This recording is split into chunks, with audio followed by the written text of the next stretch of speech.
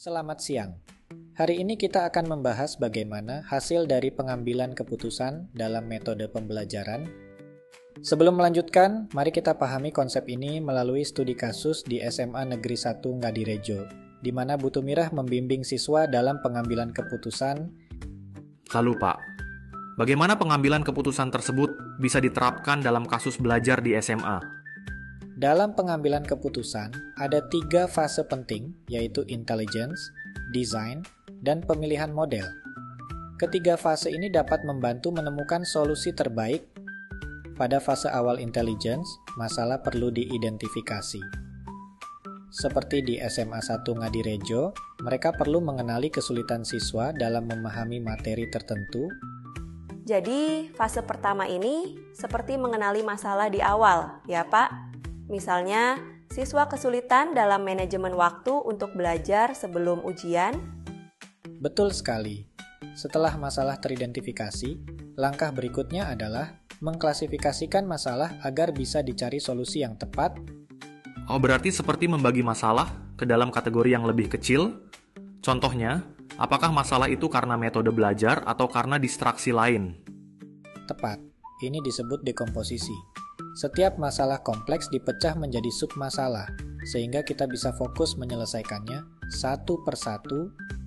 Bagaimana dengan menentukan pemilik masalah, Pak? Apakah itu berarti guru harus tahu siapa yang bertanggung jawab mengatasi masalah siswa? Betul, pemilik masalah harus jelas. Di sekolah, ini bisa berarti guru, konselor, atau bahkan siswa sendiri yang perlu bertanggung jawab atas perbaikannya. Lalu apa yang terjadi di fase desain, Pak? Apakah di sini kita mulai memikirkan solusi untuk masalah tersebut? Ya, fase desain adalah saat solusi mulai dicari dan diuji. Misalnya, di SMA, solusi bisa berupa pengembangan metode belajar yang lebih efektif. Apakah ada model khusus yang digunakan dalam fase desain ini, Pak? Seperti simulasi untuk melihat solusi terbaik? Benar, model normatif dan deskriptif sering digunakan.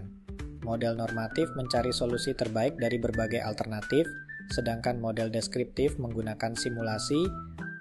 Jadi di fase desain, kita coba berbagai solusi dan lihat mana yang paling cocok untuk siswa seperti metode belajar baru atau jadwal revisi yang lebih efektif. Tepat sekali. Setelah solusi diuji, kita masuk ke fase pemilihan. Di sini, solusi terbaik dipilih berdasarkan hasil analisis yang telah dilakukan. Bagaimana kita tahu solusi itu yang terbaik, Pak?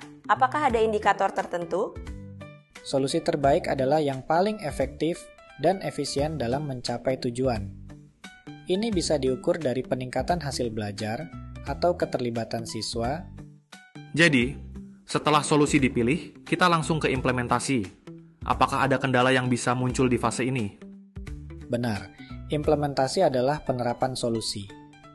Kendalanya bisa datang dari kurangnya dukungan manajemen atau resistensi terhadap perubahan. Seperti di SMA, mungkin guru-guru harus dilatih untuk menerapkan metode baru ya Pak. Jadi, resistensi bisa berkurang dengan pelatihan yang tepat? Betul, pelatihan sangat penting, begitu juga dengan dukungan dari pihak sekolah. Tanpa itu, implementasi solusi bisa terhambat. Dengan memahami setiap fase, kita jadi bisa lebih siap mengambil keputusan yang lebih baik, tidak hanya di sekolah, tapi juga di dunia kerja. Demikianlah pembahasan mengenai solution dari Guide Personalized with Data Insight. Dapat disimpulkan bahwa pengambilan keputusan yang baik merupakan awal dari pemahaman tentang masalah dan solusi, serta komitmen untuk menerapkannya secara efektif. Terima kasih dan sampai jumpa pada pembahasan menarik selanjutnya.